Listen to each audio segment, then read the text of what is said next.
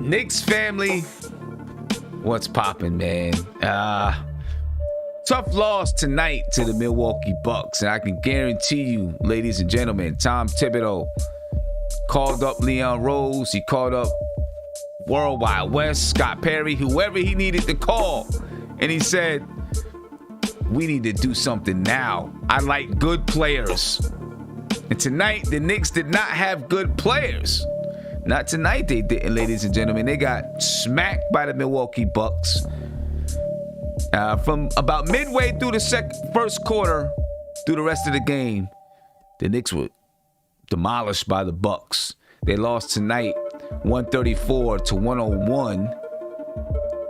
They were led by Giannis Antetokounmpo. He had 24 points, 10 assists, and 10 rebounds against the Knicks tonight. Then they had balanced scoring across the board. Brian Forbes, he was 7 for 9 from the field, 7 for 7 from the three-point line. He had 21 points. DJ Augustine had 12 points. Drew Holiday had 11 points and 3 assists and 3 rebounds. Dante DiVincenzo, he had 11 points, 8 rebounds, and 2 assists. Brook Lopez had 14 points, 3 rebounds, and 2 assists. And he had 5 blocks. He was giving our guys fits down low. As a matter of fact, the Bucks had 10 blocks throughout the game. They made it tough for the Knicks down there, ladies and gentlemen. Julius Randle couldn't get a shot off. Nerlens Noel couldn't do anything. Anybody who went to the basket struggled. The Knicks were led by R.J. Barrett. He had 22 points on the night. He was really the only Knick that played, at least decently. He had 22 points, 5 rebounds, 2 assists. Julius Randle had his worst game of the season. Could not find a shot. Couldn't make a good pass. Turned the ball over every time he got it. 7 points, 8 rebounds, 6 assists for Julius Randle. Also 5 turnovers. Tough night for Julius Randle. Nerlens Noel seemed like he was a non-factor out there tonight. 2 points, 1 rebound. Alfred Payton had 10 points, 5 rebounds, 3 assists. Alec Burks, he had 17 points and 8 assists. At least he showed up a little bit tonight. We're going to need him to continue to do that throughout the rest of the second half of this season. Emmanuel quickly had 15 points. Taj Gibson had 7 points and 5 rebounds. He was 1 for 3 from the three-point line. And then Obi Toppin, he had 10 points. Played a little bit better, come down in garbage time. So now he had 10 points and 5 rebounds Obi Toppin had. Tough game for the New York Knicks tonight, ladies and gentlemen. We can only hope that, this was just a sluggish night for them. We knew it was going to be tough because they have, a tough record coming out. Not a tough record, but a tough schedule coming off the All-Star break. So we knew it was going to be a tough one. I didn't expect them to get beat by 30. You know what I mean? But you knew Milwaukee was coming in with some vengeance on their heart. They're trying to kind of correct their season. And the Knicks are trying to prove that they belong in the conversation, in the playoff conversation. The first time this Knicks team has been in this situation ever. This team, these players have been in this type of situation where, hey, it's after the All-Star break and we got a chance to make the playoffs. Hey, what do we do? And they've got to prove that they belong. So this is going to be a tough battle for them, and their toughness is going to have to come through this second half of the season. We're going to see how tough they are. Man, Tony, what's your take on tonight's game? Yes, sir. Shout out to the chat. Shout out to the panel. What up, Finn?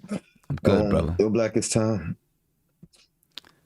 Yeah, I didn't expect a win. I didn't expect a loss like this, but I knew the Bucks were gonna try it. I knew that. I knew they wanted their revenge. Mm-hmm. And we our main guy didn't play well tonight, so it's going to be hard for us to do anything without him. RJ played pretty well, but other than that, man, I didn't see much from the other guys, So, but we usually bounce back, so let's let it go and move on to the next one. Yeah. Steph. Yeah, this was a tough game for me. The Knicks lost. They lost bad. Randle did not look great. And it just brings up questions for me. I know Sim brought me back from the brink before we logged on because I had questions about Randle not having two games where he didn't play that well. And just wondering, was he playing a bit over his head before and now he's coming back down to reality, or was it just two bad games? I think the next the games coming will better help me answer that question. Like I've always said, this is nothing new for me that the Knicks need a roster upgrade. We're counting on our defense every night to be on point. And it's going to be difficult. We played a Milwaukee team where you have to pick your poison.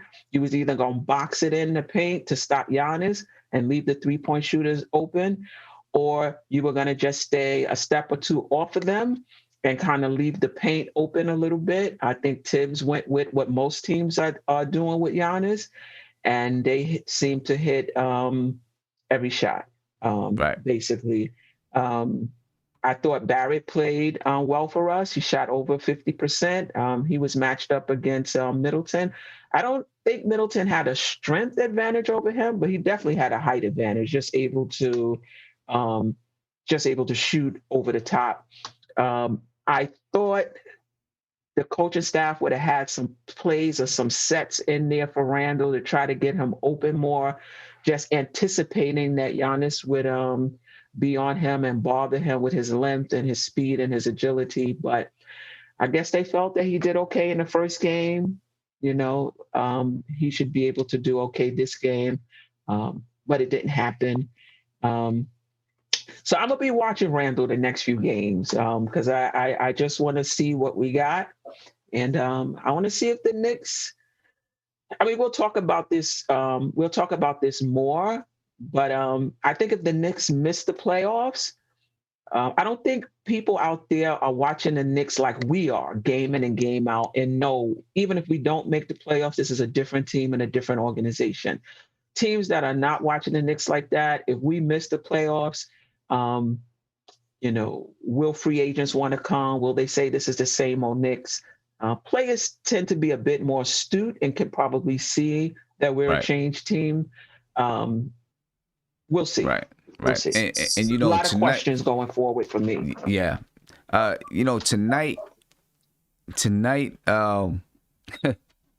we missed two things that are kind of conflicting, as funny as it sounds. We missed Mitchell Robinson and his length. That's for sure. Right? When you think about it, we have two potential starters out of the lineup right now. But we missed Mitchell Robinson and his length. Every time they try to throw the ball up to Nerlens Noel, Brook Lopez, who can't jump over a beam, was able to get his long arms up there and get in the way of trying to, get that alley-oop play to Nerlens Noel. With Mitch, you could throw it up higher. Mitch can go up and get it. Right? So that vertical spacing meant something. But we also missed Julius Randle can stretch the floor a little bit, but Nerlens Noel can't take advantage of that against Brook Lopez because he doesn't have an offensive game. Mitchell Robinson wouldn't have been able to take advantage of that against Brook Lopez because he doesn't have an offensive game. So this is where we miss a five that can actually score the basketball on his own, right? Because you could take Mitch out, pull him out the paint, make sure Giannis is out the way, and then take a five-man and go one-on-one against Brook Lopez. Or you can have a 5 that can shoot the 3, pull Brook Lopez out the paint, and let Randle have a little bit more space inside to operate, because they were loading up on Julius Randle. The same way we were loading up on Giannis, they were loading up on Julius Randle. The difference is that they did a better job playing the passing lanes. When Julius Randle was ready to pass the ball out, he passed it right to a defender so many times. You know what I mean? They did a much better job playing those passing lanes than we did. And then, of course, they got better shooters on the floor. You know, from their 5-man to their point guard can shoot the 3. So, you know, if you load up on Giannis, you can expect that they're going to knock down threes. And tonight, they hit at a rate of 47%. They were 18 for 38 from the three-point line for 47%. And a lot of times those threes were open with somebody flying at them, you know, because they banged in on Giannis and they kicked it out to an open three-point shooter. That's hard to deal with, you know, but on the other side, that's hard to deal with on our side, on the defensive side, but on the offensive side, we didn't have a way to match what they were doing. Obviously, we can't match them shooting the ball. But if we could have been able to spread out the floor a little bit more by having a center that can either score the ball inside or stretch the floor from the 5 position, maybe we could have opened up those lanes a little bit more. So we missed both of them. You know, we missed both of them right there. Divine. Salute to the panel. Salute to the chat. Yeah, that was a tough one, man. That was definitely a revenge game. You know what I mean? They like, you spank us, we're going to spank you back. You know what I mean? I think that's what it boiled down to. And this team only going to go far. Julius Randle take it as well. You know what I mean? But the tough thing about this game for me is because I see this like last year as well. When you got 2 7-footers in that front court, Julius Randle got it tough. You know what I mean? Because he only 6'8". His inside presence is null and void. It's period. It's null and void. I know that against the Lakers last year when they had JaVale McGee and Anthony Davis. But he them 7-footers, he can't do nothing with them in that paint. You know what I mean? So if his face-up game ain't on point, then that's going to happen pretty much any time we play a big, tall lineup, because Julius Randle only 6'8". He don't jump that high. So, you just got to take that with a grain of salt. But, that 3-point defense was horrible tonight. Like I had said in the pregame, if our 3-point defense can play the part, we got a chance. Not tonight we did, because that dude Holmes ran the muck on us. You know what I mean? He was like shooting from anywhere. Like, so, it was a tough loss, man. I'm not going to, dwell on too much, man. Just that, they were more talented than us tonight. They had better players tonight. They players came to play, and now it just didn't really come to the forefront. But on to the next one, man. But hopefully, we'll learn from this one and just and prepare for the next one. But it was tough, man, because we had no answer for their length. You know what I mean? And their 3-point shooting was bananas. And they just was shooting from everywhere. And like I said, Julius Randle we only go for Julius Randle's to take it, but a night tonight because of Lopez and Giannis defense. And them cats that Mike Budenholzer does play a good defense game plan. So, and that showed tonight. He's a real good defense coach, and they put it on us tonight, son. And I'm not gonna make too gripe about it on to the next game, but that definitely was one of them ones where the superior team definitely won tonight. Yeah. Yeah, without a doubt. Go ahead, Tony. Then I'm gonna get the city. And that's exactly why I asked you that question about the wing being the most important need, because I really feel like Drummond changes the whole dynamic of the team, and for the specific reason of what Divine just mentioned and what you mentioned prior to him.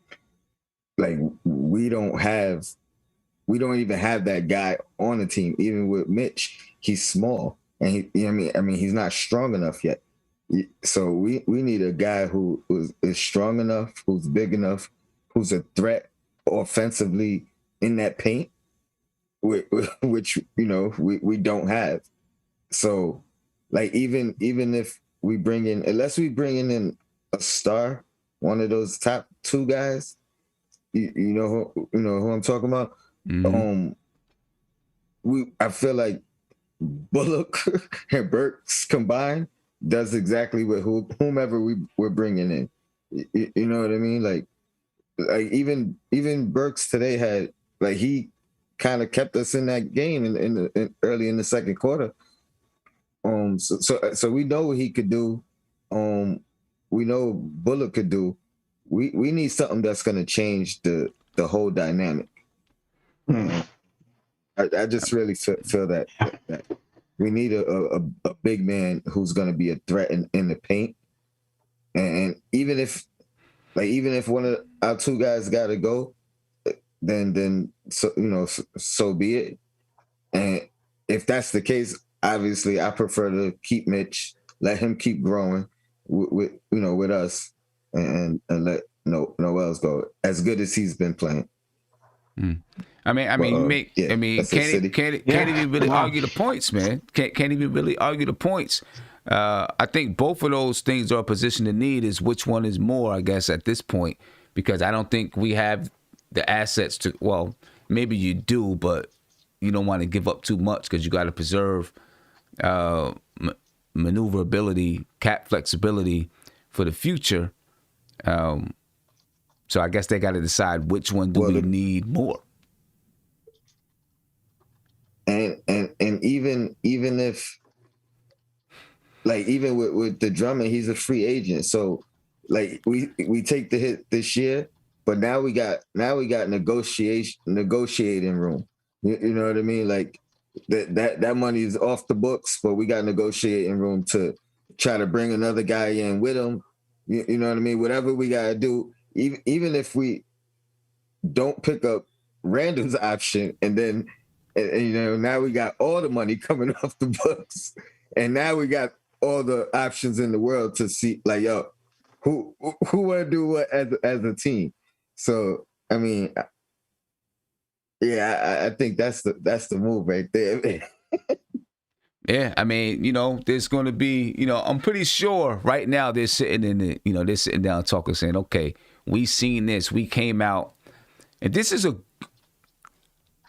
I don't know if this is a good barometer game for the Knicks or not, right? Because it's the first game after the All-Star break, right? So I don't know if it's a good barometer game. You had Rose out, you had Mitchell Robinson out. So I don't know if you can really say this is what the Knicks are. Even with Rose and Robinson, you probably don't expect them to beat the Bucks.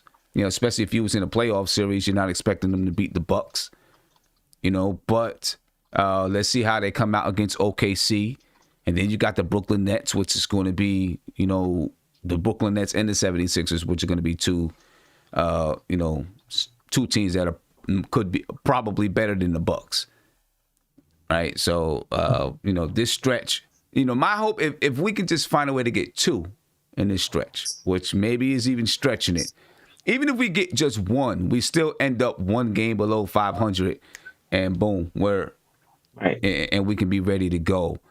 But I guess this whole little stretch is probably a good barometer for the Knicks to really figure out who they are, and where they stand when you play these top teams and what they might need to get better. If they get blown out by Brooklyn and get blown out by the 76ers, they're going to know we're definitely not ready to be in that top 3 or top 4 because Boston's going to continue to get better probably.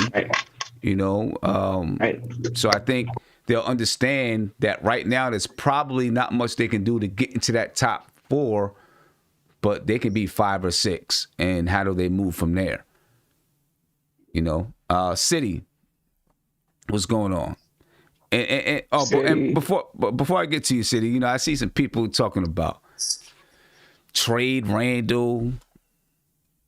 Randle's not cut out for the NBA. He couldn't even score 10 points in an All-Star game with no defense. Like, come on, people. Y'all are bugging. Wow. How many other players in the All-Star game didn't score 10 points? That's just ridiculous noise, Raymond Jimenez. I'm talking to you, Raymond Jimenez. That's just ridiculous noise. Every player in the NBA is going to have bad games where they don't play well. The question is, and we'll get to this a little bit later, have teams figured out how to really stifle Julius Randle? You know what I'm saying? Right. That's the question. It's not, is he a good player? Is have teams figured out how to stifle him because of the weaknesses of this team? You know what I'm saying? That's the question. Julius Randle is a very, very good player in the NBA. He's an all-star. I think he's going to bounce back. You know what I mean? But, City, go ahead. First things first, leave the trolls under the bridge where they belong, man. Like, you know what I'm saying? But at the end of the day, we lost our worst game of the season, right? It happens. Every team does that. Like, you know, every team goes through one of those losses where it's just the worst loss of the season. Like, you know what I mean? We had ours today. Did we want to get the win? Yeah, but you know what? At the end of the day, we'll be all right, man. Like, you know what I'm saying? Like, we just got to make sure our barometer is going to be how we bounce back in our next game. Like, you know what I'm saying? That should be, like, you know, the main topic because, like I said, every team gets blown out once in here, once in the blue. Like, you know what I mean? Unfortunately, it happened to us tonight. Julius didn't have it. He's a big part of our offense, so that's why we suck today. That's just plain and simple. But, like, you know, at the end of the day, we good. Like, you know what I'm saying? It's not to throw bananas around and, like, act all crazy. Like, you know what I'm saying? Like, we all right. We just got to make sure we bounce back tomorrow. Or, no, when do we play? It's not tomorrow, right? Nah, not tomorrow. I think Saturday. Yeah. Saturday. So, all right. So yeah, for sure. So we just got to bounce back Saturday, get the W, and we right back in the mix. Like, you know what I'm saying? As long as we don't take no, like 3 to 4 game losses, like, you know what I'm saying? And still pull out, you know, victories within the 2 to 3 game span, then we should be all right, no matter how tough the record is. Yeah. Now, do you think, and Tony, I think I've seen you maybe shaking your head a little bit. Do you think teams have figured out, okay, if we load up on Julius Randle, there's not much more that the Knicks can do, you know, if we load up on him because he's the engine. You know, he makes these guys go. So we're going to load up on Julius Randle, try to force him to kick the ball out to open shooters, but we don't think they can hit it at a high enough rate, right? Even though the Knicks have been the first half of the season, they climbed to being the 12th best 3-point shooting team as far as percentage, but it was on a low number of shots, low number of attempts, like 27, 28 attempts per game, which is low in the NBA. All right, so they were shooting like 37%. I think teams are hedging their bets that, you know what? Let's force them to shoot 37 times a game. The Knicks shot 37 times tonight, I believe. The Knicks shot, they were 13 for 37. They made 35% of them. It's not terrible. But do you think teams are hedging their bets? We're gonna double and triple team in on Randle and really clog the paint. Don't let him get anything in there. Don't even let him get his little fadeaway shot. Force him to kick it out and see if these guys can really knock down threes at a high rate. You know, we're going to force them to shoot 37 times a game. What you think, Tony? See, you smart, Sim. Because when I was shaking your head, you wasn't done talking. So when you said, you know, figured out Julius Randle, but then you elaborated and said the team. I do agree with you now. But, you know, this goes back to the argument, you know, the question I posed a while ago, like, do you think we should be shooting more threes because we shoot it fairly well? And, you know, if that's what teams are going to start forcing us to do, I mean, we're gonna have to, continue at least at the pace we've been all season to be successful. Right. But see, I think teams are gonna force us to shoot these threes, right? By clogging the paint and forcing Elfrid Payton. Let's find a way to force Elfrid Payton to be the guy that's open. Make him shoot the three. There you go. Right. There you go. Teams are gonna start scheming that way, I think. And how do we counteract that? Besides making the shots, we got to make them. If they're scheming and finding ways to say, you know what, everybody else, we're going to send Elfrid Payton's man to double team. Maybe we'll send another guy to kind of hedge in and just be in the paint, but you be ready to get back out to Reggie Bullock, right? Or you get ready to get back out to Nerlens Noel. We're going to use Elfrid Payton's man and Nerlens Noel's man to clog the paint, right? And now Julius Randle, RJ Barrett's guy is tight on him. Reggie Bullock's guy is tight on him. The only person he can find is Elfrid Payton. How do we counteract that? I think Rose will change that once he's back. Right. I mean, if they do that and they execute it, it's going to be tough for us. I mean, I will say that teams were double teaming Randle before this, and he was still making his shots. I think today with Giannis, I think it was a little different. But if they do that, Sim, it's going to be tough for us. Peyton was open today for a reason, and as much as I like him and like what he does for us, he's not a good shooter. So I think if they start doing that and we're losing games, they're going to have to make changes to the lineup to get more shooters in there for to help Randle out. So maybe that would be a reason for Derrick Rose to go into that starting lineup if they're finding that. Because sometimes, listen, you could double team with a guy, but you're not getting beat. Like when you go back and you look at the stats or whatever, you find they were double teaming with Elf's guy, but he was still scoring, so it didn't hurt us. If they find that it is hurting us game after game, they're going to have to make a change to the starting lineup, and that's when you will probably see Derrick Rose, if we don't trade for anyone else, move into the starting lineup. Right, because Elfrid Payton took 4 3-pointers tonight. He made one. He was 25%, and in the starting lineup, he was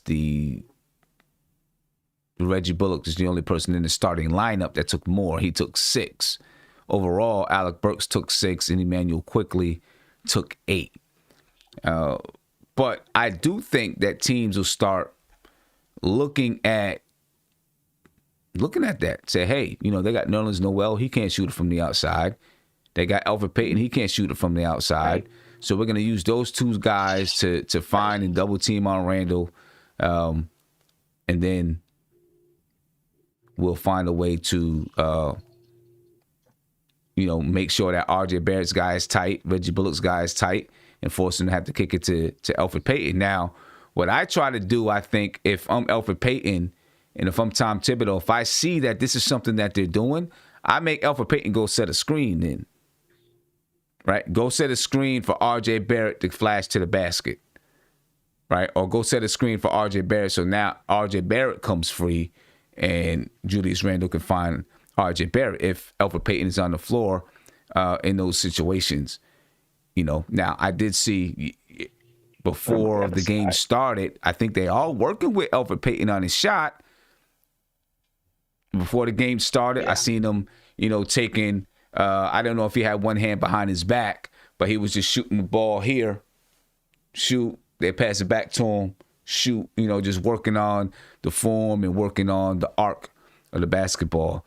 That's not something that's going to improve this season, I doubt. But maybe for next season, if he's still with the Knicks, who knows? But teams might start trying to load up on Julius Randle. JD, what's going on, man? Now I can't hear you. You probably got to turn the power on the mic on. How about now? Yeah, there you go. How about now? Yeah. All right. What's What's going on, man? That we don't have great energy tonight. Y'all upset? Right. Yo, we just got smacked by 30 points, man. It's hard to have energy when you got smacked by 30 points. You know what I'm saying? Yeah, everybody's you got, Knicks Nation's on fire. You got the people that are even keel, and then you got the ones that are saying, just trade the whole team. Trade Randle, fire Leon Rose. Of course. Fire of Thibs. course. It's always gonna be like that. But first, before I say my my thoughts in the game, I did watch the pregame show today, so I did see the announcement about Stephanie's show, and I wanted to say, Stephanie, congratulations on that. Thank you. I'm excited, as well as I know everyone on the MBK family, the MBK fans and people that support the platform. I'm sure they're excited as well. And I just want to say congratulations, good luck, and I know you'll do very well. Thank you. Deserve Appreciate it. you. And mostly it's really not because you're a female, it's because you're talented. Like, you are legitimately talented. I love listening to you. And so I just wanted to make sure that, you know that, like, you're legitimately talented, you're great, and I'm confident that you will do well. And you said the logo is fire, so I can't wait to see it. It is. Thank you. I appreciate you. Thank everybody, actually. Thank you. Appreciate it. Yeah. All right. As far as the game, like I said, I wasn't able to make the pregame show today. I saw it as a tough game going in. Just for the simple fact that, good teams, especially teams like the Milwaukee Bucks, who, they have their own expectations of being a title contender. When you see what we did to them earlier, it's not a cliche that, they do remember those things, and they do look forward to those games to get payback. So, I thought from that standpoint it was going to be tough. I thought also from the standpoint that, with tonight's win, they've now have won 6 of the last 7 games at home. They won 8 of their last 9 games overall. They were 10-3 with Jrue Holiday at home. Now 11-3 with tonight's game. They're only, they went on a 5-game losing streak from February 10th to the 18th. They went on a 5-game losing streak, which was their toughest kind of spurt of the season. And of those 5 games that they lost, Jrue Holiday did not play in any of them. Mm-hmm. So when I look at the fact that since Jrue Holiday returned, they've been red hot. Forget about us and forget about the fact that, we beat them. Just analyzing them, they're a red hot team right now. And then you coupled with Derrick Rose being out, Mitch Robinson being out, a team like us, we have such a small margin for error being healthy as it is. And then, tonight looked a lot like San Antonio, where, if to me, the key, if we're going to be out with Derrick Rose for the next, let's say 4 or 5 games, Thibodeau say he's not sure he's going to be back in his road trip. So what are we going to say? 5 games. Hopefully that's it. If Elfrid Payton, to me, he's the key. If he doesn't play well, it's going to be hard for us to win games, especially we're going to be playing good teams, because what's going to happen is these teams do realize that Derrick Rose is out. And even when Rose is in, teams have played zone on us, but they haven't played zone as much as when Rose wasn't here. Because Elfrid Payton was part of it. And when they see that Elfrid Payton can drive to the basket, and when he does finish, he does do damage, they're going to just force us. They're going to force us to beat them hitting jump shots. And they're going to pack the paint. They're going to try to not give Randle. You're going to start to see a lot of that. You see Randle struggled tonight. We tried to do the same with Giannis. If you saw the way we played Giannis, even Obi Toppin, when he's in the game, everybody was on the same page on how to play Giannis. Every time he makes that first step to drive to the basket, we're going to pack it in and let them shoot threes. They made the shots, and teams are going to challenge for us to make the shots. So I'm very concerned, Sim. I'm very concerned because Rose is not here. Rose, we are 7-3 since Rose has been here with him playing games. Mm-hmm. And it's going to be very difficult for us to win games, being, what our schedule is without him. So I don't care if it was 30-point loss or if it was a 10-point loss. I'm just concerned, period, because we need everybody back. And so I think now in the second half, we were able to survive without Mitch. But, now you're going to start to see these teams really hone in on these game plans and try to win these games in the stretch run. And I think that, that's a big key to it right there. Teams are really, really shaping up their game plan on how they attack every team. Sometimes they might look at one team and say, if we play this team, we're going to do the same thing. So we're going to kind of see how it looks tonight because, this team is a perfect replica of some other team. So teams really are getting their game plans down and they've got a lot of tape on you now. So it's going to be, now it's going to be how do the Knicks react to what these other teams are doing?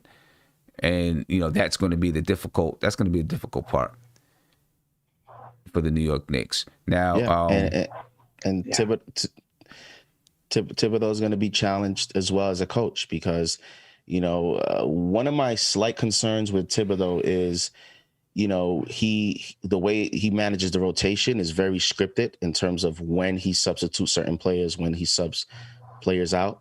And when teams know who's going to come in and at what time of the game they're going to come in, you're allowing a team to kind of game plan against you a little bit easier, more effectively, when they know quickly is going to come in at the 2-minute mark every single time. So I'm also interested to see how he adjusts as a coach. And it's, it's not going to be all on him because at the end of the day, we are what we are. When you're a 500 team, you're going to have games like this, especially, we're going to play some tough teams. But, now we got to focus on OKC. And if we can win that game, that's the advantage when you're over 500 is you can have a stinker, win the next game, and now you're back over 500. And I don't think that some of these other teams below us in the Eastern Conference are going to just go red hot either. I think you're going to see some of this up and down in the second half of the season. I just hope that we can either get healthy or I don't know what the front office is going to be thinking in terms of making a move. We have like 7 games left now. Yeah. I think that, we were talking about it before we jumped on the show that, this front office, I think they value making the playoffs this year they value making the playoffs this year as a way, I don't want to say it, that making the playoffs this year is another way to develop for the long term, right? So I do think they feel it's important to make the playoffs this year, right? Because now you start to build something. You got a lot of young players on the team. If you can add to your roster without giving up all of your future, then and make the playoffs, now your young guys, they get a lot of experience. They get a lot of experience battling to make it to the playoffs. Then they get some experience in the playoffs. And the more you experience something, the better you know how to attack it the next time. Right now, the Knicks are in a new situation. This current team is in a new situation. They're in a playoff hunt. They're still right now the 7th seed in the Eastern Conference, after losing tonight.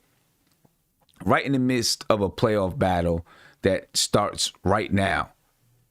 And they've never really been here before. And they are going to run into a new level of basketball that none of us know if they're able to reach or play at that level. They don't even know.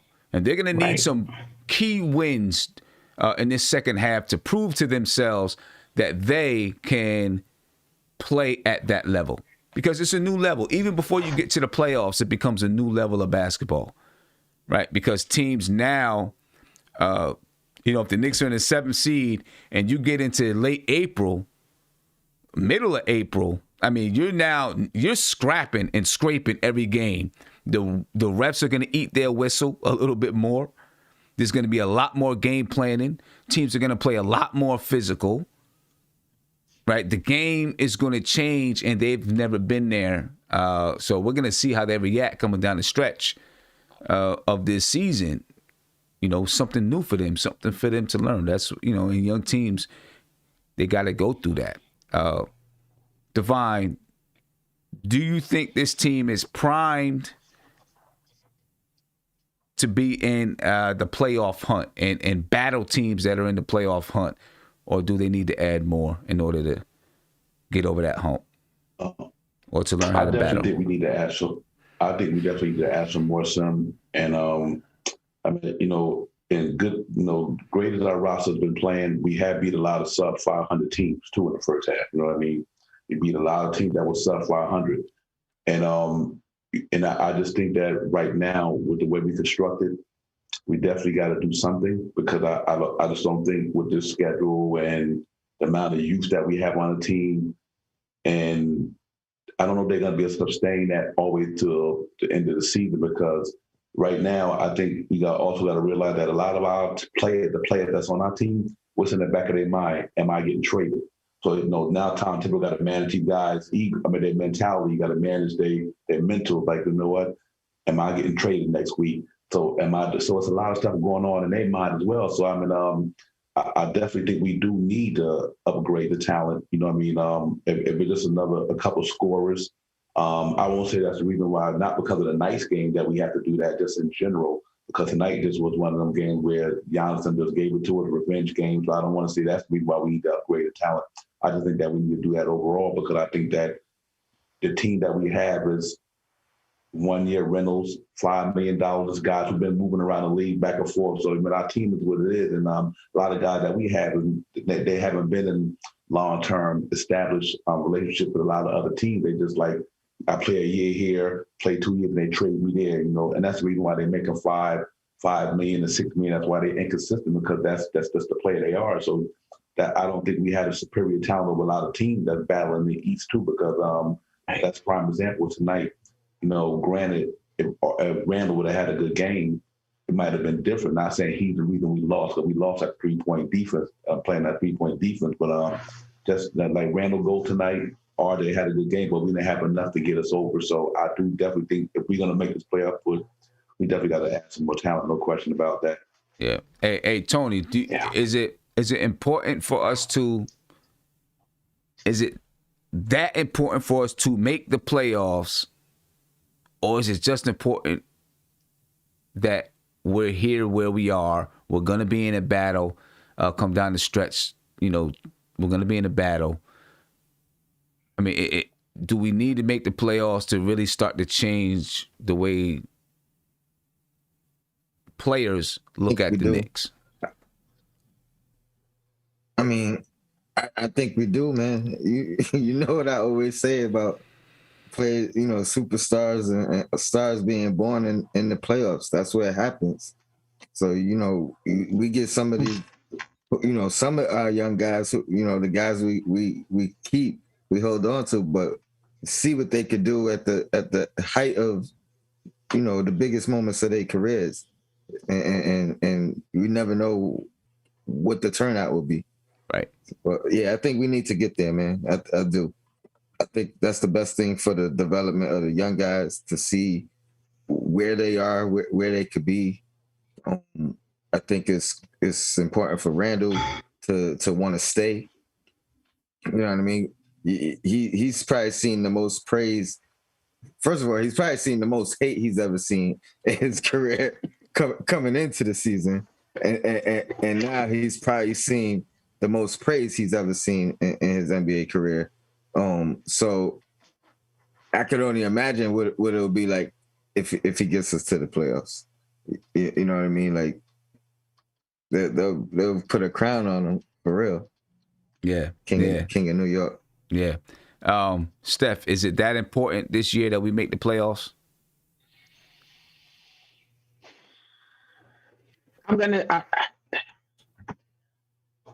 That's a tough question. I'm gonna say yes. But I just want to, you know, say if we don't, I could see our trajectory. I could see that we're an improved team. I could see that the front office is improved. If we don't make it this year, I wouldn't be totally disappointed, because I think we would do it next year. The question for me about making the playoffs is really changing the narrative about who the Knicks are and where we're going. I think that narrative is out there that the Knicks are a bum team. We haven't won in a long time.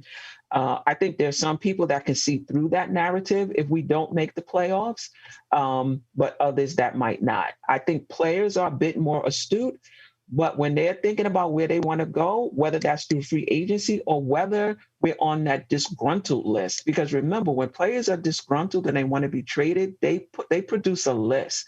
And for whatever reason, teams take that list into consideration. I think if you're under contract, I'm gonna get what I can get. I don't really care where you want to go. Right. But lately, that list is important, and the management is bending over backwards. So to get on that list, players need to see that the organization is heading in the right direction, and even if they are, how far off are they? Right. And so I think us making the playoffs would make a difference, for some players. I mean, look at what happened with Brooklyn. You know, they were like, 500? You know, they had max slots and, you know, free agents felt like, you know, I can go there and I could do something. So, yeah, in terms of changing the narrative, I think making the playoffs will help. But if we don't, I already see that this is a different team and a different organization. And look, the schedule doesn't let up, man. Listen, we already lost to OKC at home, and we got smacked by them. Wow. And we go to OKC. Hopefully, we have that same type of anger going to OKC. Of course, they were a desperate team at that time. They were losing. I forgot how many they had lost in a row. They had lost a bunch of games. They needed that win. I think we were kind of, I don't want to say cruising, but we were feeling a little bit good about ourselves or something, and we got smacked by OKC. We play OKC, we play the Brooklyn Nets, then we play Philadelphia. We play Orlando at home. I mean, we just lost to Orlando. Then we play Philadelphia. Then we play the Washington Wizards twice at home. The Wizards are a team that is rising in the standings, right? They started off, they were the dregs of the league. You know, now they've been playing some winning basketball. They're 14-21. They've won 6 of their last 10. They're 6-4 in their last 10. They did lose their previous game. All right, but they are a team that's always going to be a threat because you got Russell Westbrook and you got Bradley Beal on the team. Then, you know, the stretch. I mean, so that's still a tough stretch there. Philly, Washington. Then Milwaukee again, in Milwaukee. Then Miami. Then we play Minnesota. Then we play Dallas. You know, they're a tough team. Detroit. Then we play Brooklyn. Then we play Boston. Then the Grizzlies, which is a tough team. We play Toronto. That's winnable. We play the Lakers. I mean, it's tough all the way through. You know, just about every team that we're playing in the second half. As a matter of fact, it's easier for me to count the teams that are not in contention of being in the playoffs. Right? So right now, OKC in the West, they're not in contention. That's one team. Orlando in the East, they're not really in contention. They're 13-24. They've lost 6 in a row. I'm going to say they're not in contention. Right? So that's Orlando. Philly's in contention. The Wizards are in contention. Of course, the Bucks are. Miami is. Minnesota's not in contention. Dallas is in the playoffs. Detroit's not in contention. Brooklyn, Boston, Memphis, I believe they're in contention in the Western Conference. The Memphis Grizzlies are. Right now, they're in the 9th seed. So, yeah, they're in contention. Right? Toronto's in contention. The Lakers are in contention. The Pelicans, they're in contention. They're in the 12th seed in the Western Conference. About 4 games out from the 10th seed. Kind of in contention, I guess, because Golden State is 19-18. New Orleans is 15-22. So I'm going to say not in contention. I'll give us that one. Dallas is in contention. The Pelicans, again, not in contention. The Hornets are in contention. The Hawks are in contention. Toronto's in contention. Chicago, Phoenix, they're both in contention. The Rockets are not in contention. Right, so right now, you got the Nuggets, the Suns, the Clippers, the Lakers, the Spurs, the Hornets, the Celtics. 5 teams that we play in the second half of the season are not in contention of the playoffs. Everybody else is in contention. Yeah, we need to be ready to rock. We need to be ready to rock, and it's not going to be easy. Yeah. Mm-hmm. Before we get into anything else, we play the Thunder at 2 p.m. on Saturday. Divine, the Oklahoma City Thunder right now, they're 15-21 on the season. They are 4-6 in the last 10 games. They did win their previous game. What's your take on the Thunder? Because I'm just like, to me, they're a team that probably, they're young. They're not going to do, they're going to do some game planning, but they may not be able to execute it that good. Some nights they will, some nights they won't. They did win tonight. They beat the Dallas Mavericks tonight. 116-108. I think going into the Thunder game, it's all about us and how we respond. I think it's all about us and what we do. What's your take on that game? Yeah, I definitely think it's going to be a winnable game. Not only that's a revenge game as well, but it's it's a 500 team. We do pretty well against them. I think they front line is nothing like Milwaukee's front line. So I think Julius Randle will have it better. I mean, Al Horford down there, but he's no Giannis Antetokounmpo. So I think he'll have a bounce back game, and hopefully we just pick up on that perimeter defense. You know what I mean? But I think we're going to win the game, though. Like I said, I believe we have 500 team. And we win that game and, and get us back over 500. And I just think that's the way it's going to be. We're going to have a lot of nights like this here at Knicks March Madness, you know what I mean? So, but for the most part, I think we win that game, Sim. I think it's going to be a good bounce back game. Hopefully this is the game coming out of the All-Star break we learned from tonight. Like, you know what? No matter when you come to that floor, you better be ready. But I don't think the Oklahoma City Thunder is nothing compared to the Milwaukee Bucks. So I do give us a real good fight this year. Definitely win that game, and I think we should be able to pull that one out. Yeah. JD, what's your take on this OKC game?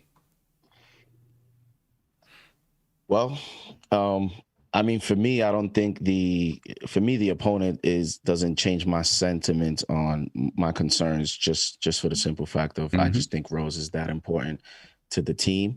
OKC is 6-4 at home. Their last 10 home games, they won tonight at home, albeit without Luka and KP. But, you have Shai Gilgeous-Alexander, their best player, had 32 points tonight. And that's a confidence builder for him going into a game against us, which they will be home as well.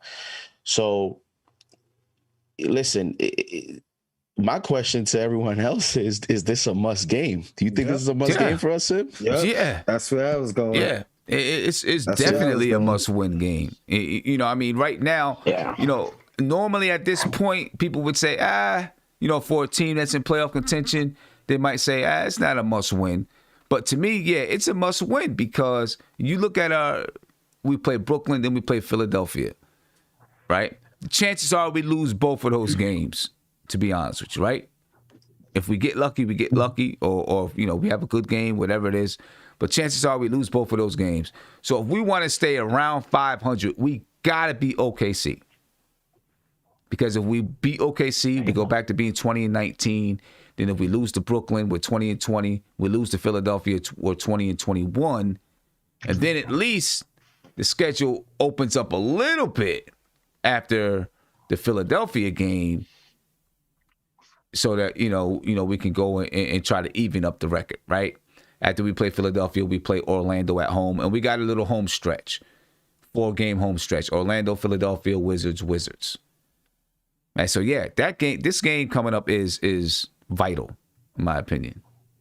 So if you're saying this is a must win, which I'm leaning to, yes, it is. Then what that means is that our best player has no excuse to have a good game. He has to show up then. He's got to show up. Because if without Mitchell Robinson and Derrick Rose, it's going to be difficult for us. And as is. So he has to then show up. I mean, you look at tonight, for example, we play Philly coming up. Philly beat the Bulls on the road by 22 points without Embiid and Simmons. You start to see that the separation between talent between the good teams and the mediocre teams, right? And that's with Levine, and Levine tonight had 19 points. He didn't play great. He's 1 for 5 from 3. He didn't have a great game tonight. And this is what you see with teams like the Bulls who are in contention, the Knicks. When you start to play these top teams, if your best player doesn't have a great game, you're not going to win.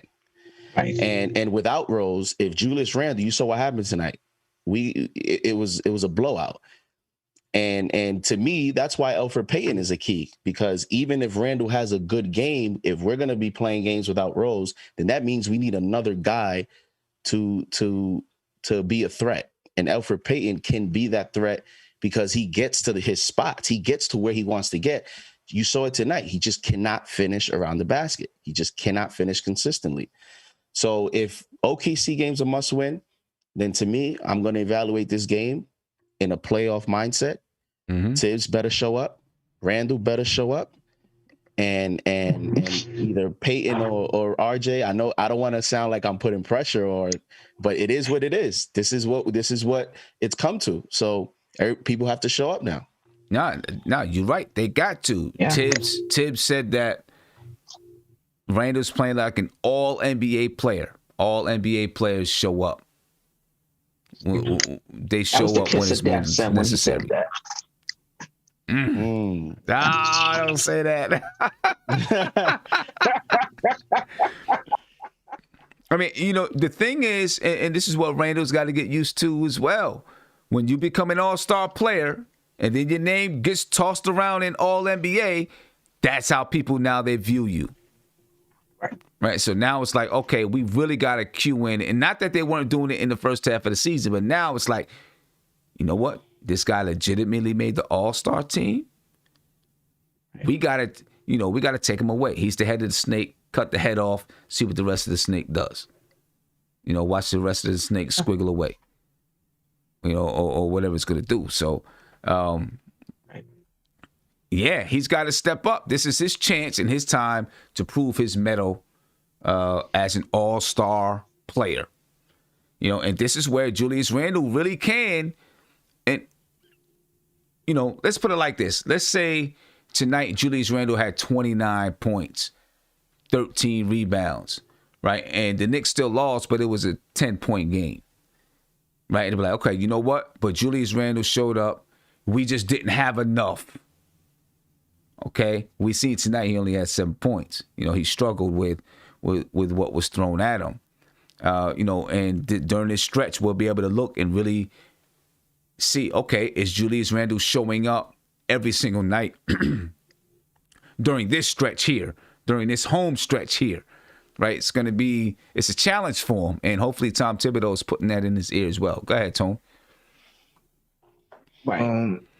I mean, I think it's a little bit of an overreaction.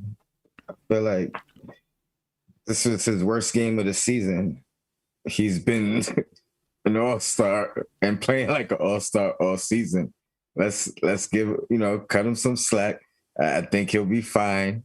I don't even think he has to have a great game, or not this coming game, not against OKC. I mean, he could have a regular, a decent game or a good game, and I think we could still win. But the fact is, yes, other guys have to step up. Other guys have to become more consistent.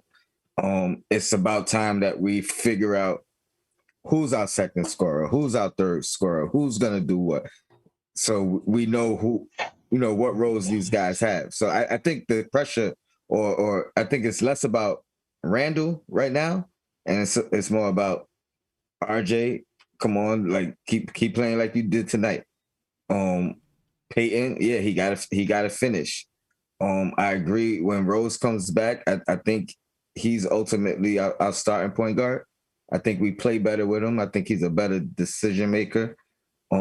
He's not the greatest three-point shooter either, but one, he doesn't hesitate to shoot it, and two, he can still break down the zone and get to his spots. So I think the key is really getting healthy, and our other guys finding their defined roles and figure out who they're going to be.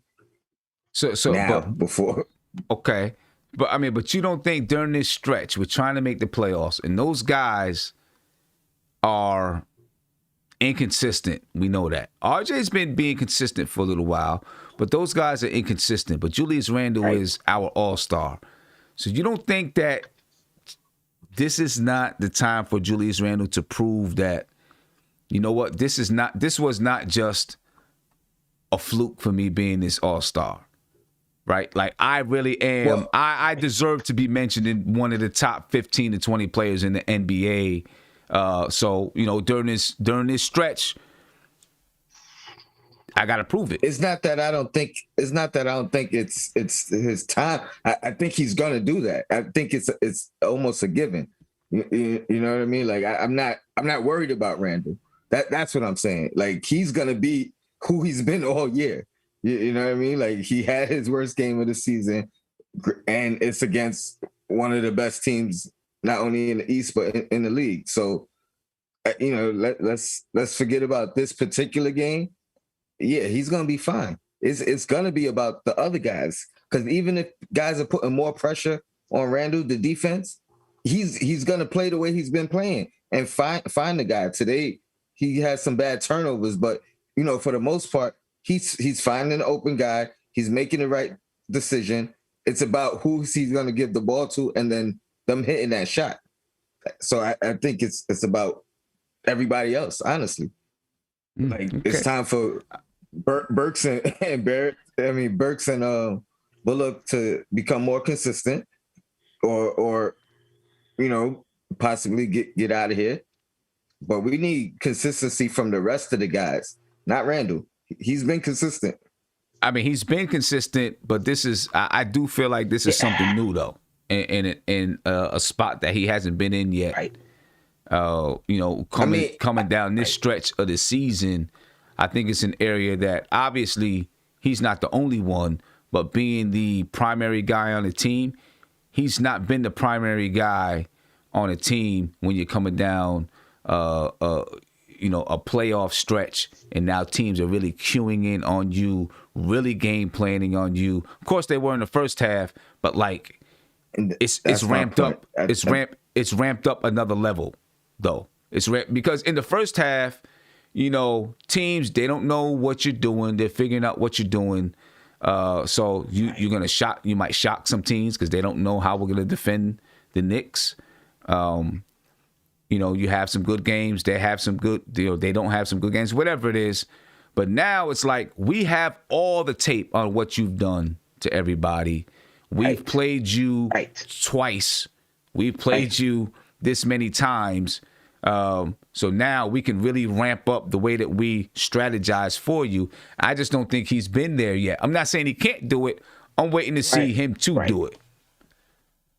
I mean, obviously we all are, but I mean, I don't think you could. It's like almost equating last season to this season. He's already made that adjustment in my eyes. Yeah, it's gonna get tougher, but he's had guys focus on him already.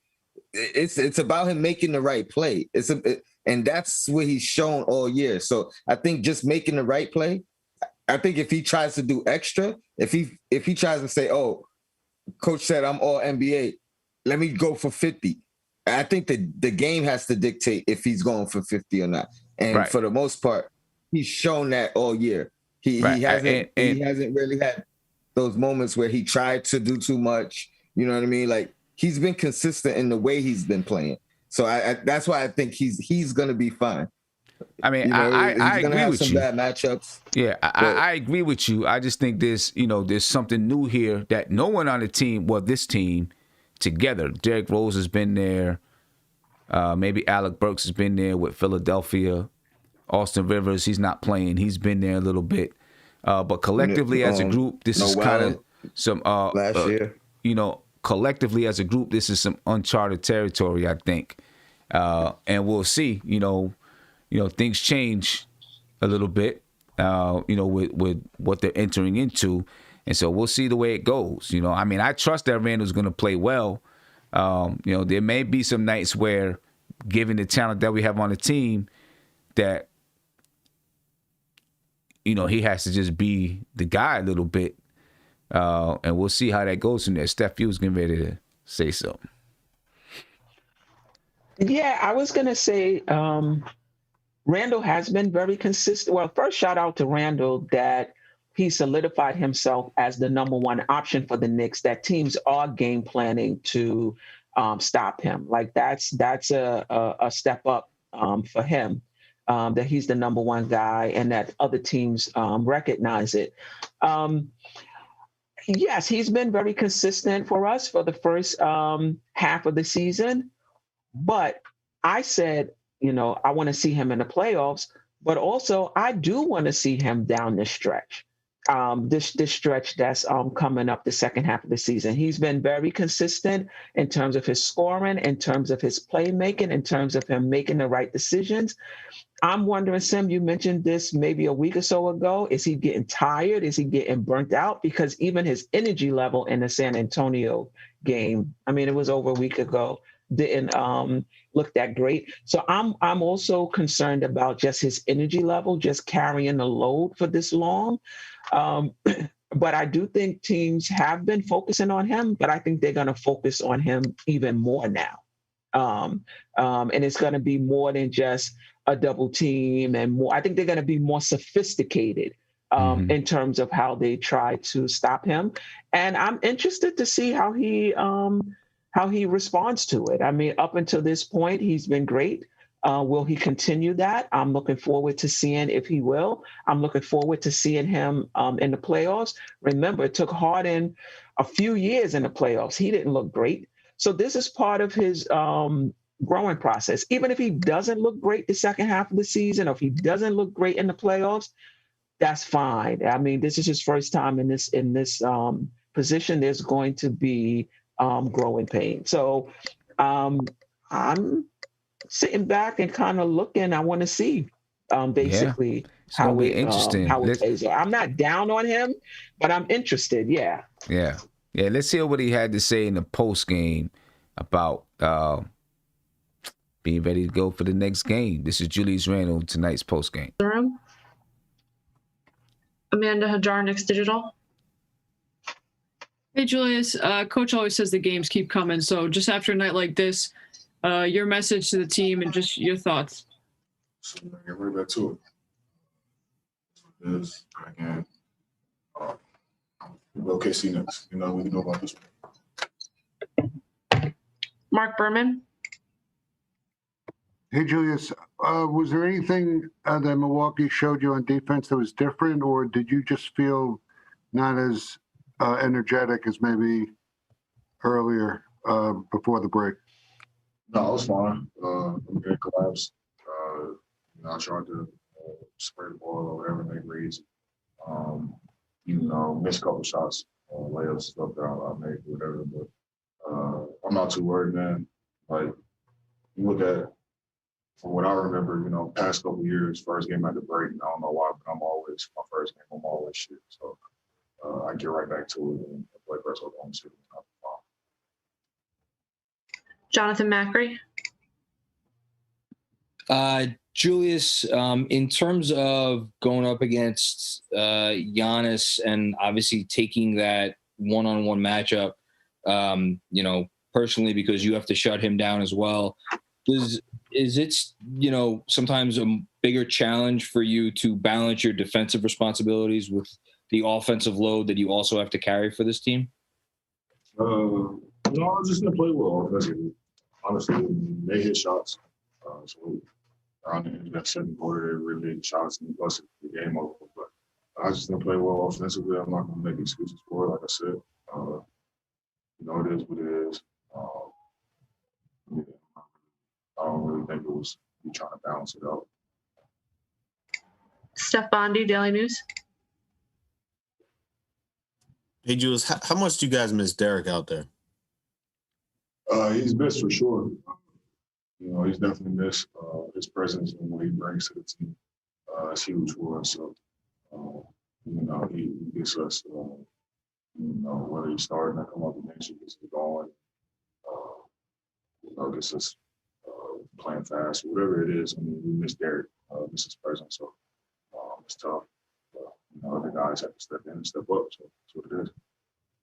And I think having Derrick Rose, obviously, it's not an excuse for tonight. But we're talking about Julius Randle coming down the stretch.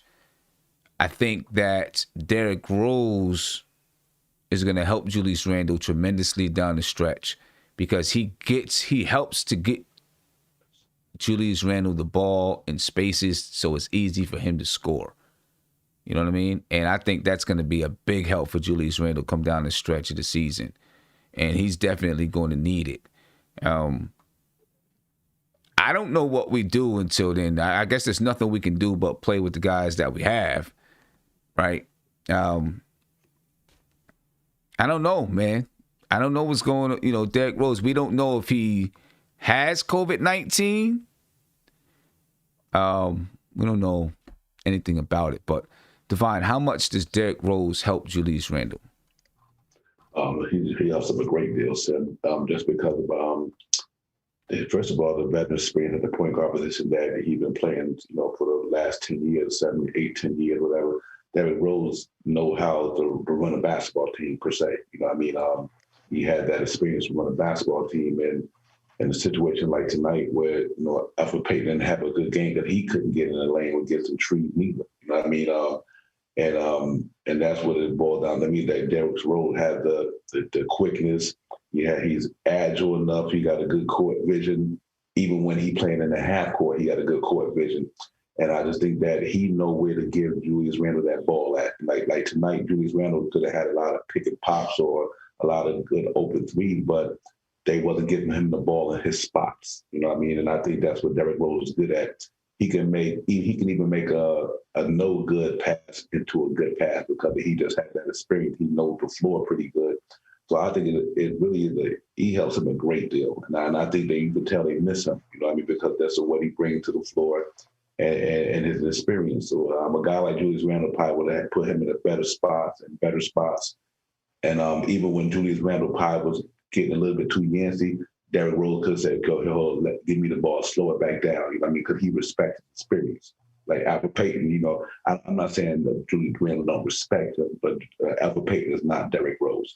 So Derrick Rose could have got that ball back and said, okay, dude, give it back to me and I'll throw it back to you. You know what I mean? In situations like that. So I just think it makes a big difference when you have somebody who's more experienced than you are and know the game more than you, and you respect his game enough for him to help your game. So I think that's where he missed Derrick Rose at definitely. Yeah, definitely. Let's hear from Tom Thibodeau, and then I'll come back and we can finish off that conversation there. This is Tom Thibodeau after tonight's game. Ladies and gentlemen, let's listen in. Everyone, coach is here. If you have a question, please raise your hand and I'll bring you into the room. Mark Berman, New York Post. Hey, Tom, what do you tell the team after a night like tonight? Obviously disappointed with the result. And, we got to get in tomorrow and take a look at the film and make our corrections and then be ready to go for the next one. Amanda Hajar, Knicks Digital. Coach, RJ was a bright spot tonight in the game. You just talk about what you've seen, his continued offensive development from him. Yeah, he's obviously put a lot of work into the shooting, so that's coming around. But, obviously we got off to a slow start with our starters. The bench came in, played well, gave us a shot to get back into it. Then when our starters came back in the half, we didn't close out the half well. And we didn't start the third well. So disappointing. Steve Popper, Newsday. Tom, I know you spoke about coming back from the break and the work that it was going to take. What did you see today that kind of led to that kind of effort? Did you see any of this coming? Well, the same thing's going to winning. So, you have to ask yourself, what did we get done defensively? And they're a heck of an offensive team. So anytime you commit to one specific area, you put two onto somebody, you're going to be vulnerable in other areas, but you shouldn't give up everything. And that's what we ended up doing. So we didn't take care of transition. We didn't take care of the paint. We didn't take care of covering the line. And then we didn't finish our defense with the rebounding well. So they pretty much got everything that they wanted. And against a team like that, you're not going to win. And you can't do it for, stretches of the game. You have to do it start to finish. And so, we have to learn from it. Ian Bagley, SNY. Seemed like they paid a lot of attention to Julius. Did you also see them taking away opportunities for him to distribute, even when they loaded up on him? How did you see about how they? I think it's reading the game. It's the game is going to tell you, what shots to take. You can't predetermine what you're going to do. You have to understand when you're the first option, and if somebody commits and sends the second defender as a primary scorer, you have the responsibility of making the right play. And so we were out of sorts, and I didn't think anyone played particularly well. We could have done a lot better than we did. And so, again, you have to take a look at the film, learn from it, and be ready for the next one. Steph Bondi, Daily News. Hey, Tom, what was the strategy against Giannis, and, why were you able to hold him in the first quarter and then he just went off? Yeah, well, like as I said, like a great player like that is, required. You don't guard them with one guy. You have to guard them with your team. And then they have a lot of shooting surrounding them, which puts enormous pressure on you. It requires you to be a multiple effort team. And if you're not reading the ball correctly, if you're not moving on the flight of the ball, if you're not flying around, it just takes one guy not to be doing that to end up giving an open shot up, and you can't do that. So I think we paid for it in some ways. And sometimes we didn't read the ball as well as we should have. Sometimes we didn't close, the way we could have closed. You have to make them miss. You can't, just hope they miss. And so, we have to do better with that. And, offensively, the same thing. It's, the responsibility Julius has, and we know he's going to get a lot of attention, and we can play off that. And we have for the most part, but everyone has to make sure that they're reading the ball again and get to the right spots at the appropriate time. You can't be late. We got to give him outlets where he can get it out easily, and he's got to make the right reads. Thank you, Coach. Yeah. Listen, Tom Thibodeau's not happy. There's no, I mean, I wouldn't be happy. I wouldn't be happy. Tom Thibodeau's not happy after this one. But they'll go back to the drawing board and try to get ready for OKC, man. See if we can come away with a win. We played 2:00 on Saturday versus OKC. So, I don't know how much more there is to say about this one. I do have one question. What do you guys think about 6? What do you guys think about, Patrick Ewing, people at the Garden, because Patrick Ewing is at the Garden right now in the Big East tournament, not knowing who Patrick Ewing is and asking for his ID or his pass, to show where he belongs at the Garden. How do you guys feel about that? Anybody? Well, they may not know who Patrick Ewing is. I mean, they may not have been around, but I feel like Dolan knows who Patrick Ewing is. So I'm thinking if Georgetown is coming in for the Big East tournament, I would have had a players luncheon. I would have had a luncheon for Georgetown. I would have had that locker room in Georgetown gear. I would have did everything I could to make Patrick Ewing and his team feel comfortable.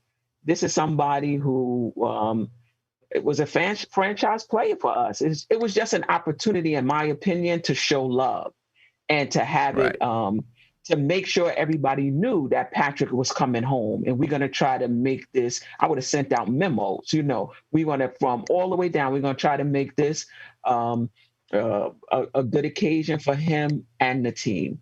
But for me, it just goes back to Dolan just doesn't think that way. I'm not hating on him, but he just doesn't think that way when it comes to players who played for the Knicks. Like that doesn't, I don't know. That's it. That just doesn't ring true for him. But I'm not going to blame the security people. They may not have known who Patrick Ewing was. But I think from the top, as soon as he saw they was coming in, this is an opportunity for me to show love. You know, that's just how I see it. Exactly. That's how I feel about it. You know, you can't blame some of those security people. You know, they might not have. You know, sometimes you get people who work security or whatever, and they're not even basketball fans. You know what I'm saying? They're not even basketball fans. It's up to Dolan to say, hey, this is who this guy is. Make sure you show him respect. You know what I mean? Right. Go ahead, Tony. How you get hired and didn't get on the MSG tour? Like, exactly. That's what I'm saying. That's what I'm saying. But here's the crazy thing. If you listen to the game tonight, Clyde Frazier said that he has to walk around with his a big name tag that says who he is. He said they don't know, but I mean, yeah, a lot of them places to be private security firms as well. And one thing you got to keep in mind too, man. After 9/11, ain't nothing the same going in the buildings, man. You know what I mean? Because they got to guard something. Man, just think about somebody walking in MSD dropping a package again. You know what I mean? You know, it's a whole different thing now. And I don't think this had anything definitely with to do with. I don't think Dolan said stop Patrick Ewing. I think that's before ESP and them start putting that out there. I think a lot of them cats just stay 9 to 5. They probably didn't even know who Patrick Ewing was. Probably didn't even know he played basketball. They just know this is big, tall man walking around in an area that's unrestricted to certain people. You know, so I can understand it from a job standpoint, but maybe James Dolan need to have a better PR department. Say, listen. You know, I don't think they sit there and say, well, this guy come in, don't let him come in. I don't think that's the case. I don't think that's the case. Yeah, right. Yeah. And I just think that now in New York with all the heightened security and you know, think about the Capitol insurrection. This country is crazy right now. You know what I mean? And I just think that, you know, that's a business, man. That's a multi-billion-dollar business. One person get hurt in MSG, that's a $50 to a $1 billion lawsuit. And I just think they take their job seriously instead. You know what I mean? So I hope that's the only thing it is, that those cats that know who Patrick Ewing was, and that was it, you know, for me. Yeah, I think as we go along, people. I was gonna say, I just think like regular people, as we go on in life and years keep passing by, players from previous eras are just not gonna be known with. I mean, I don't know who these security people were, what their ages were, any of that stuff. But I remember when I met Clyde in front of a Trump building. I used to work at a Trump building in Park Avenue, and Clyde was in the street with his red suit, glowy suit. And I'm walking with someone. I'm like, oh, that's Clyde. And they're asking me, who's that? And I'm looking at them like, what do you mean, who's that? You don't know who's Clyde? Like, you don't know who Clyde is? And it's like, you run into those situations. There's people out there that really don't know. And maybe it's they're not, in sports, like you said, it could be security people that have a shift and they were assigned to be at the Garden. But, somehow this will be on ESPN and we'll have to deal with that. Oh, yeah, of course. And this is what Patrick Ewing had to say. But I do want to say one thing, though. I thought this was my building, and I feel terrible that I'm getting stopped, accosted, asking for passes. Everybody in this building should know who the hell I am. And I'm getting stopped. I can't move around this building. Like I was like, what the hell? Is this Madison Square Garden? I'm going to have to call Mr. Dolan and say, geez, is my number in the rafters or what? All right, let's go to Bobby Bancroft. I think he handled it well, and all smiles and no anger, no, he was pissed. No disrespect. You know what I mean? Right. Even though he had all the right to feel disrespected, I'm sure he put it in its proper context, and the people probably really didn't know who he was. Right. That was really them. It's Dolan. It's not even them. But you can't blame, like what you said he should have did. That's a great idea, but you can't be mad that he didn't do that. You know what I mean? Like he has no obligation to do that. And that's not even to say that he wouldn't do that. I'm sure if somebody gave him the idea, he would have been like, "Oh, that's a great idea." You know what I mean? But you can't fault him for not thinking of it on his own. That's just not who he is. You know what I mean? So it's definitely not who it is. He is when it comes to any of the Knicks players. I just hate the fact that people say like blame Dolan for this particular situation. That's not his fault. It's people doing their job, and it's ironic as all, you know, it's ironic as heck, but hey, it happened. That stuff like that like literally happens all the time. No, it does. It does in all walks of life. No, it definitely does. It definitely does. But I mean, I do feel like Dolan, and it doesn't have to be Dolan, but the MSG executives, and that's not Scott Perry and Leon Rose. They are the executives of the New York Knicks. Madison Square Garden is an entirely different company. I feel like those executives, because Dolan doesn't do anything day to day. Right. You know what I'm saying? He doesn't do anything day to day. So those executives, you know, should have it in their mind like, hey, when I get hired at a place, normally I go through a training where I learn the history of that place and who some important people are, right? And you would think that, you know, now if they're outsourcing that, if they're outsourcing the security, you know, I don't know, you know, for that particular event, they could have been outsourcing it. It could have been NCAA security, you know, that may not know who Patrick Ewing is. Who knows how they do it, you know? So, but you know, I do think, first of all, I will say this: I am happy that he's being questioned if they don't know who he is.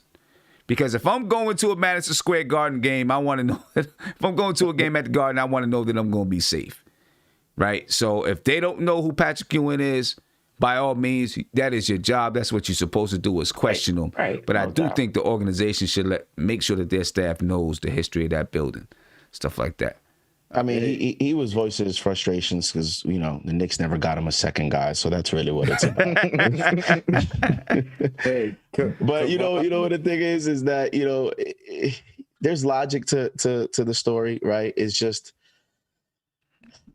why that can't happen to like Rick Brunson or something. Like, why it has to be, you know, the Oakleys and the Ewings? Like, why these little things have to happen to like our most popular players? Like, it's just, you know, I just hate that has to happen to like our most. I mean, and it's happening to Clyde. So and Clyde is there. And listen, Ewing's not even there. Clyde is there all the time. So go ahead, Tony. Calvin Bergen says, I think Dolan should come out and say something. He probably won't. He did? He did. Okay. Patrick and Dolan spoke. Okay.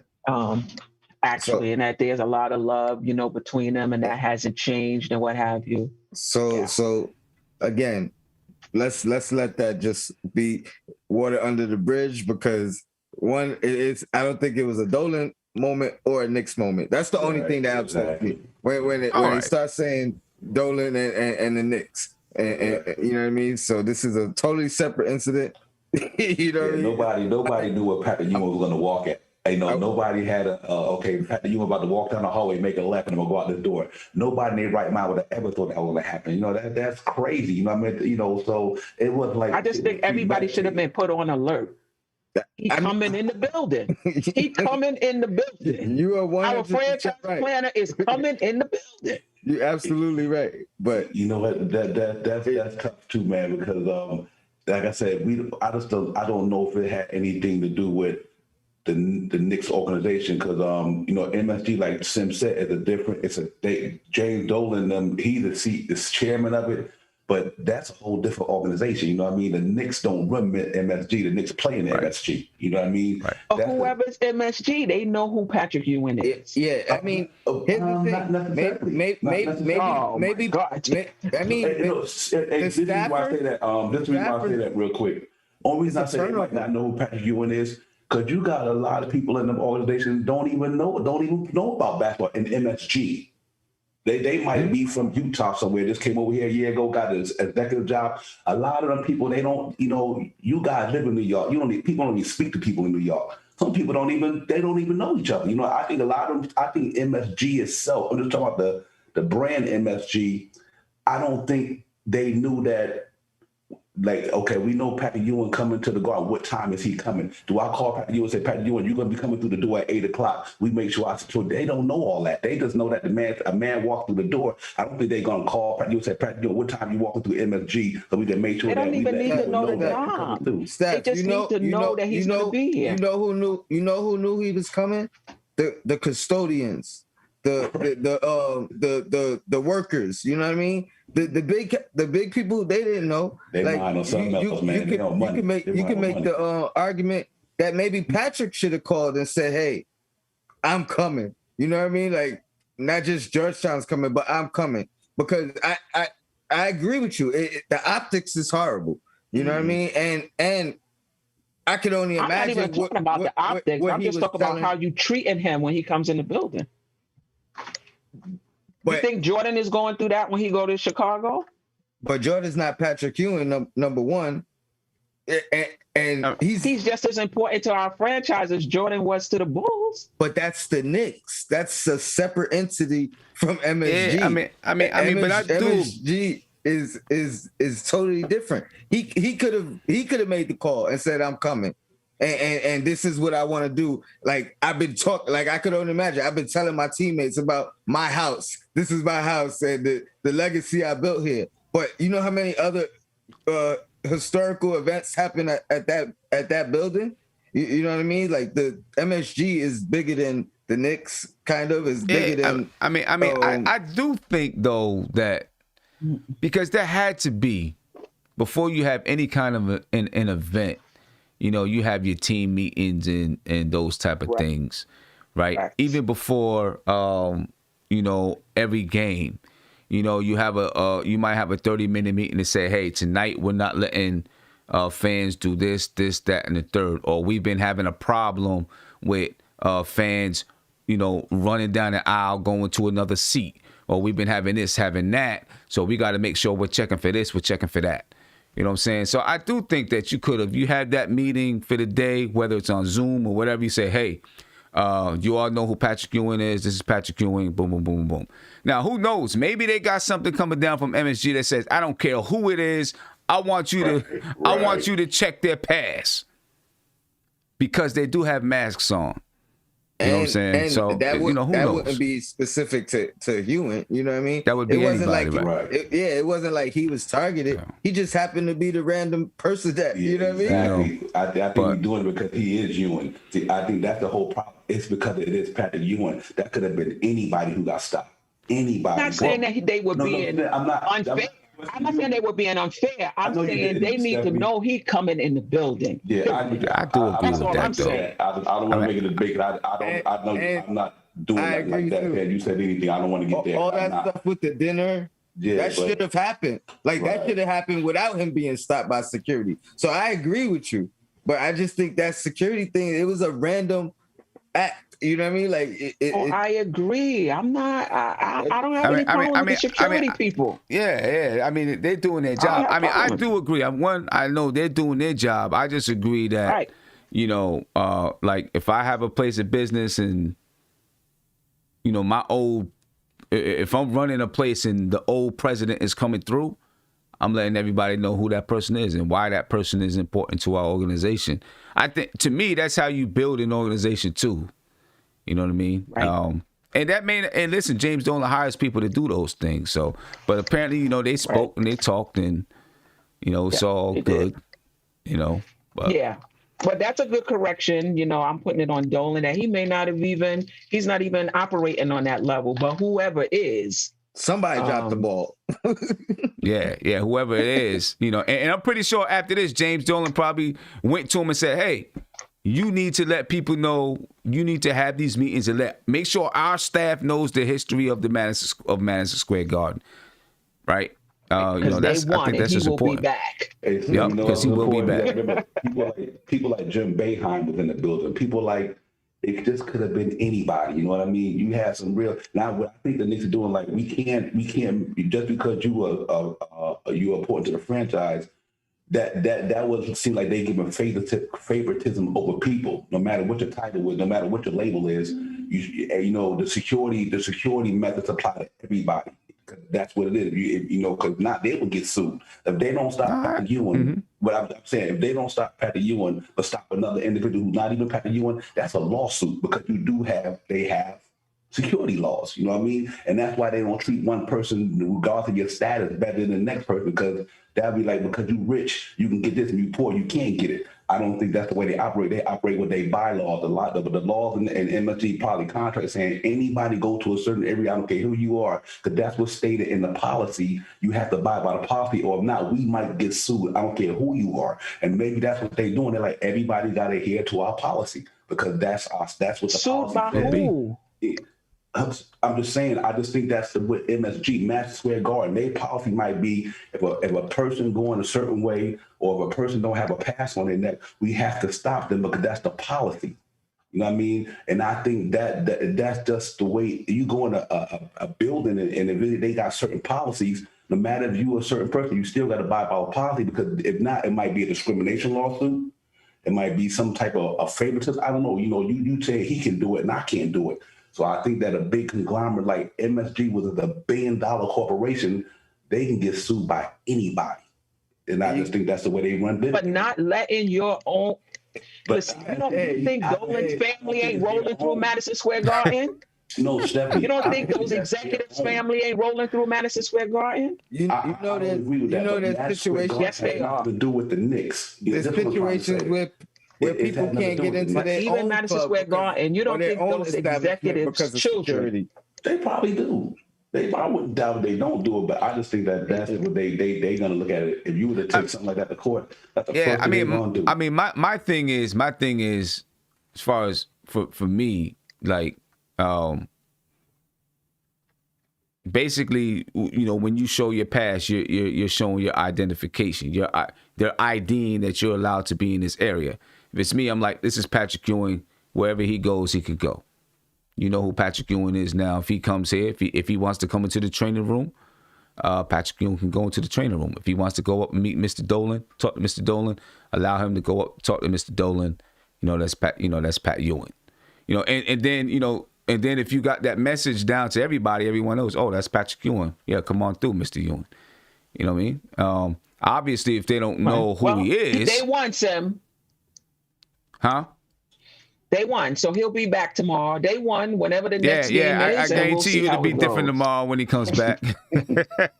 Everybody that comes up, oh, hi, Mr. Ewing. You're going to see the balloons and the buffet and all that. Right. But somebody's going to say, hi, Mr. Ewing. There's instances where guys get harassed by their own security. Like they might own the building or own the club or own the establishment, and their security doesn't know who they are. And you know what I mean? So it happens. You know what I mean? So I agree that they may not have known who Patrick Ewing is, and they're not doing anything wrong. That's their job. Yeah, but the same I don't have a problem with the security. Like, yo, I own this building. You don't know who I am? And it's like, I'm just doing my I'm just doing my job. And you still gotta prove that you own the building. Sorry. Do you fire that guy? Nah, but I take all the staff with them at all. No, but then I go to all my staff and I say, okay, I want get all the security in here. You guys know who I am. When I walk in, you better not ask me for my card because you know who I am. If you ask me for my card next time, you might be walking out that door with a pink slip or something. And that's a tough situation to be in too. Nah, I get it. I mean, I get it. And I'm glad security's doing their job and not just letting people walk around that they don't know. You know what I'm saying? Because I'll be at the Garden soon, and I want to make sure security's doing their job.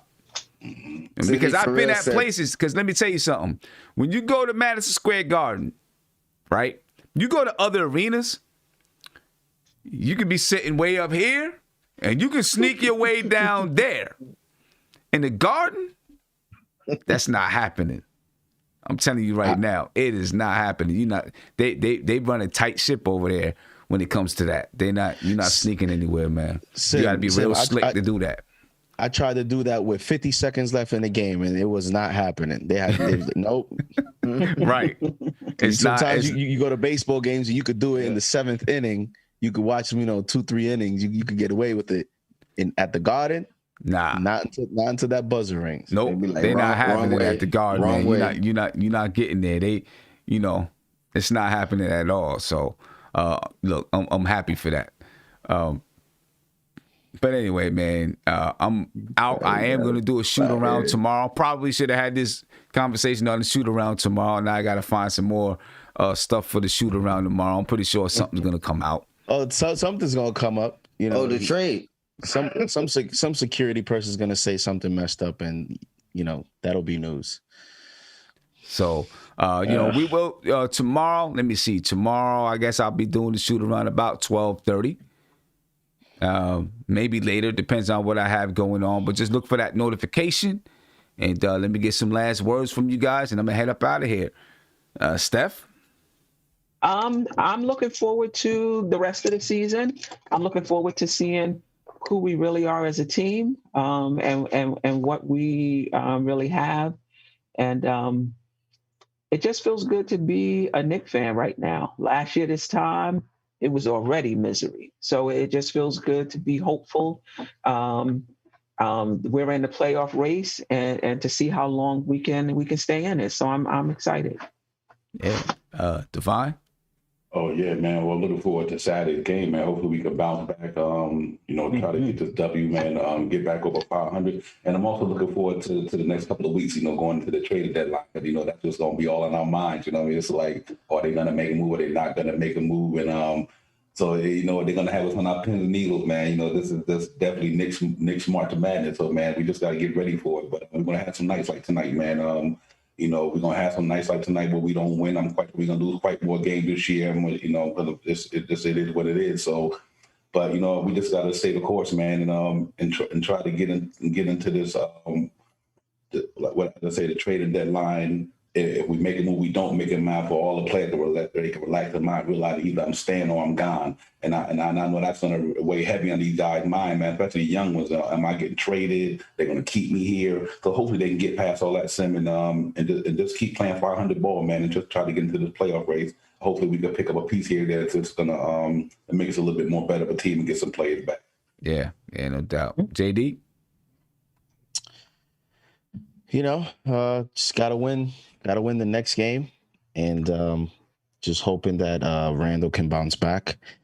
This is going to be new territory for him, and I think we do need him to be, all NBA and all All-Star caliber, because teams are definitely going to game plan against us, and it is what it is. Levine got that treatment tonight, and he found out how that was, and so Randle's right in line with him. We just have to get more. And it may not be fair, and I understand that, and I won't be upset if he doesn't produce to all NBA, levels. But we need close to it to just have a chance, until we either make a move or until Derrick Rose and Mitchell Robinson gets back and we see what we have then. And it's going to be interesting, because I personally think if we don't win some games here before the deadline, the Knicks might actually do nothing. Because if you go into the deadline and you're not winning games, then why would the Knicks why would you risk a lot of assets to get what? I think if we're winning, that could motivate them to do something. So right. I think tonight when Thibs goes to sleep, he's gonna have the clouds, and there's gonna be Oladipos in each one. So, yeah, I'm thinking out of all the targets we have, he may be the most realistic one. Even as a rental. I definitely agree that between now and the trade deadline, the way that we're looking, may help them determine, what they're gonna do at that trade deadline, if they don't do something before the trade deadline. Because when you look before the trade deadline, we play OKC, and it's Brooklyn, Philadelphia, Orlando, Philadelphia, Washington, Milwaukee. Oh, hold up. Let me rewind that. It's OKC, Brooklyn, crazy, right? Philadelphia, Orlando, Philadelphia, Washington, and Washington, right? So we got 1, 2, 3, 4, 5, 6 games before the trade deadline, and then we have a game on the trade deadline, right? So you might as well say 7 games before the trade deadline, because if you make a trade, that player is not going to be playing. So let's say, for example, they lost all 7. I don't think that's going to happen, but let's say they did. There would be 19-26. They would still be in it. I think they would still be in it, right? You know, they'd be 7 games, 8 games below 500 or something like that. 7 games below 500. But they would probably still be in the race, at least close to the race at that point. And Sim, I don't know. When you say you're going to the Garden? I don't have a date yet. I just know I'm going to be there. I don't know yet. Right, so we need to start going through back channels. We need to let them know Sim coming through NBK, so they can't do that to you. Word up. Let them know, because I better not they better not check my pass. I ain't gonna be as friendly as Patrick Ewing. Right. Nah, let me stop. I'm going out with a racial profile. No, but the funny, the funny thing though, like we making jokes about it, but the funny thing is the opposite will happen. They'll be like, "Yo, hold on, you from that YouTube channel?" Because now don't get banned. People are backwards now. You know what I mean? It happened before. I'm not gonna lie. Went to the Garden and dude was like, "Hey, come on with me." Brought me through the staff elevator. Took me downstairs where all the players was at when it was. Don't tell Spike Lee meeting with their family. I hope Ewing's not watching. Yeah. Hey, that was pre-COVID. That was pre-COVID. That was definitely pre-COVID. So, but yeah, the Knicks got 7 games before the trade deadline. You know. So even I would think that they're gonna win a few of these games. I think they beat the Wizards at least once. I think they probably beat Orlando, OKC. So that's half of the games right there. So I think they should. I'm hoping that they're still gonna be in it. Maybe they can pull off an upset against Philadelphia or something too. Hey, Sam, what's your percentage on the Knicks making a trade before the deadline? You had to say your high percentage to mean 100% sure. What's your percentage on the Knicks making a trade before the deadline? Man. Might depend on this OKC game. Right. Yo, I think I'm around 65% that they're going to make a trade. Okay. Me too. 65, 70, yeah. Yeah, I'm somewhere around there that they're going to make a trade. I think they are. Listen, Tom Thibodeau said that they're combing the league. They're combing the league, right? That means they're looking for something. Right. You know what I mean? And he put it out there. They're looking for something. So, yeah, I do think that they're gonna do something. I don't know what. I think they're gonna do something. They need to do it before this weekend. Because they want to get into the playoffs, man. They need to do it before. They need to. Well, even if they make a trade tomorrow, they won't be able to play against OKC. But they need to do it before that Brooklyn game. Bring the reinforcements in before that Brooklyn game. The schedule was brutal, man. I didn't know what that. That's crazy. That's and Milwaukee got the 3rd easiest. That don't make no sense. The Von's like I heard about it. I heard about it, but I didn't get a real good look at it until I heard people talking about it. Like, right. Yeah. That is crazy. And we only played we played the Lakers twice. Yeah, we played. I mean, the last road trip is the toughest. I actually think that last road trip is what's going to make or break the season. It's tough. 6 games on the road on the West Coast trip. 1, 2, 3, 4, 5. Yeah, 6 games on that West Coast trip. I think that's going to be the make it or break it, man. It's Houston, Memphis, Denver, Phoenix, the Clippers, and the Lakers. And then they come home to play the Spurs, the Hornets, and the Celtics. Those last 9 games, you might as well say 10, 12 games. Those last 10 to 12 games are brutal, man. You know, and yeah, that's going to be that area that really make or break the season. That's going to be tough. I just hope we win this next game because Tony, man. The game after that, we play the Nets, and that one's going to be on ESPN. So we're going to have a little bit of a national spotlight there. And I just hope that we go into that game with some positive energy and you know, knowing Knicks fans, we'll win the next game, and then they'll say, all right, now we're gonna beat Brooklyn because that's how it is here with the energy. I don't even want to play that joint on ESPN. I don't even care about the ESPN games. I want to just keep flying under the radar. You know what I'm saying? Because now, you know what I mean, you know, it's gonna be this whole all this junk on ESPN. If we get smacked, then we told you this, that, and the third. It's gonna be the opposite too. So I hope so. I hope so. Opposite. We're not gonna be able to be under the radar because we're gonna beat the Nets after we win this next game. I hope so. That'd be dope. We beat the Nets.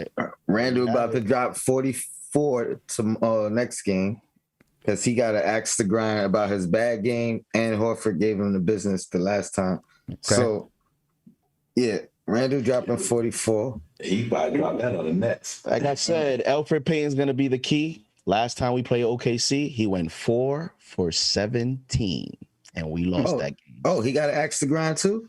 Okay. So, you know. Let's get it, man. Let's get it. Let's see what we do. See what happens. I'm out of here, man. I will catch you guys tomorrow.